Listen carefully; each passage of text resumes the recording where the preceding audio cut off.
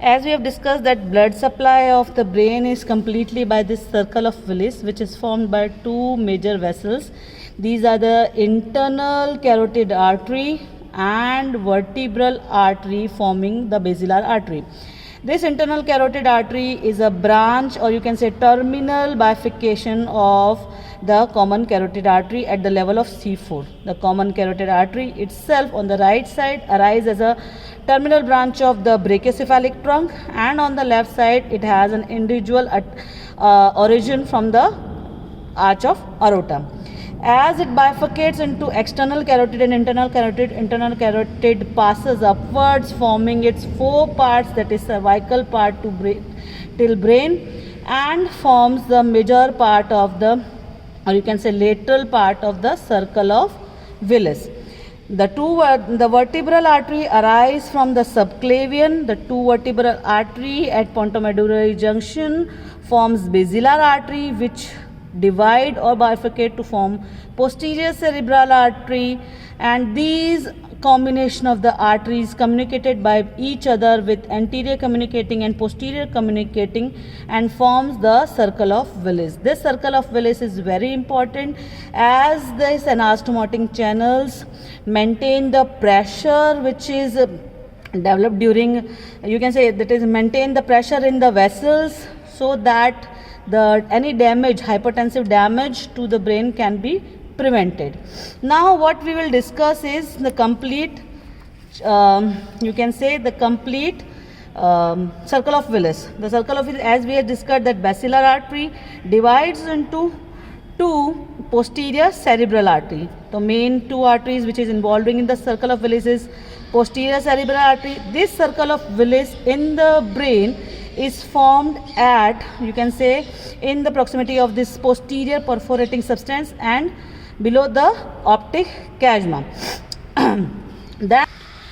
Now you can see here it is the area where optic chiasma is present, and in this area the circle of Willis is formed. The major vessels which we have discussed is internal carotid artery. These are the internal carotid arteries buds. Internal carotid artery gives the branch, it is called as anterior cerebral artery. This one is anterior cerebral artery from one side, this is anterior cerebral artery from the other side, and an anastomosis communication between them, this is called as anterior communicating artery. Means above it is formed by internal carotid artery giving the branch anterior cerebral artery, and both anterior cerebral artery are anastomos or fused with each other or communicate with each other via anterior communicating artery. Then we have to discuss the posterior cerebral. These are the posterior communicating arteries. These are the two posterior communicating arteries which complete the posterior communicating arteries. They connect the anterior and part of the anterior in the anterior perforating substance, the anterior part of the internal carotid artery to the posterior cerebral artery. These posterior communicating artery forms the lateral margin, and here the complete circle of Willis is formed. These are the major vessels which supply this complete brain. Now what we will discuss individual vessel as an anterior cerebral, posterior cerebral and inferior cerebral artery. Now we will discuss the anterior cerebral arteries. This is the anterior cerebral artery near the optic chiasma, lateral to the optic chiasma. Anterior cerebral artery moves towards the mid-sagittal section. This is mid-sagittal section. This is the medial surface of the cerebral hemisphere. It supplies the medial surface of the hemisphere. It enters in the medial surface of the hemisphere. Then it passes to the genu of corpus callosum. This one is corpus callosum. Passes near the genu and then completely towards the body of the corpus callosum. This is anterior cerebral artery. It supplies the medial surface of the mid-sagittal section of the cerebrum. This is anterior cerebral.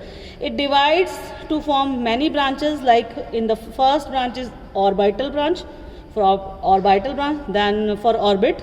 This is frontal branch, that is for frontal polar branch. It is for frontal lobe. These are the callosal branches.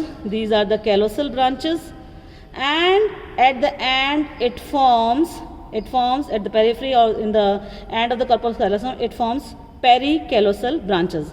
So in this section we conclude that anterior cerebral artery supplies the medial surface. This is the medial surface of cerebral hemisphere, and it divides into major of the branches.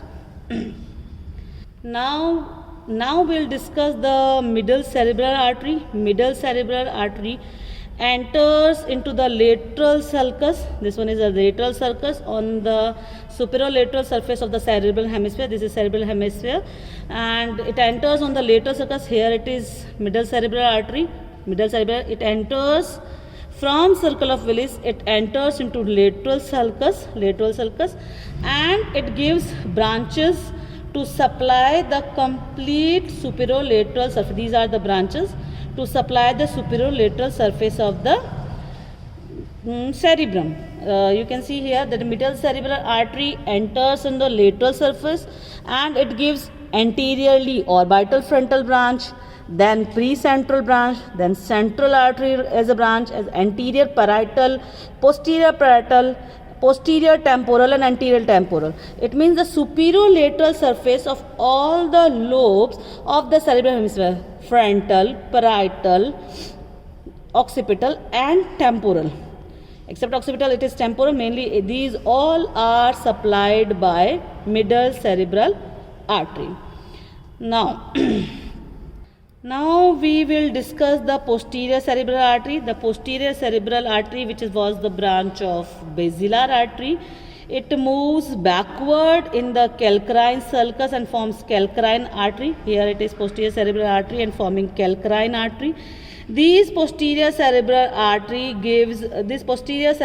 this is formed a posterior cerebral artery, enters into calcarine part. This is calcarine artery, supplies the temporo-occipital part, that is temporo-occipital artery, and it completely and forms internal cap. This one is internal occipital artery. You can say that inferior surface, this is inferior surface. In the brain we can correlate this. The inferior surface of the brain is mainly the temporal lobe, is supplied by posterior cerebral artery, which is a branch of basilar artery. So for a quickly assessment, we should know the arterial supply. The superolateral surface is supplied by the middle cerebral artery. The mid-sagittal section, that is in this one, the mid-sagittal section completely supplied by anterior cerebral artery, and the you can say inferior surface is supplied by the posterior cerebral artery. In this way, the branches of the complete circle of Willis forming branches completely supply the brain. Now we'll discuss the venous drainage of the brain. This one is a complete brain. The venous drainage of the main brain is by the superficial and deep veins.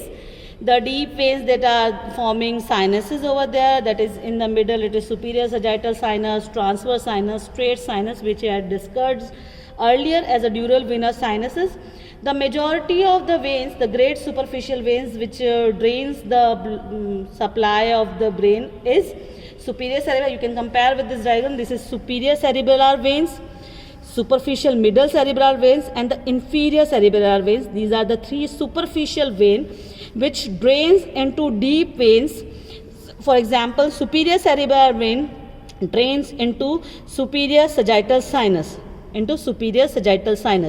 The superficial middle cerebral vein drains into superior sagittal sinus via a superior anastomotic vein of Toredo. Similarly, the inferior cerebral vein drains into the transverse sinus, then through inferior anastomotic vein of Lebbe and anastomotic channel of Tourette, then into the superior sagittal sinus. These all completely they drain into superior sagittal sinus, cavernous sinus, and forms the venous drainage of the brain. So today we have discussed the complete arterial supply and venous supply of the brain. Thank you.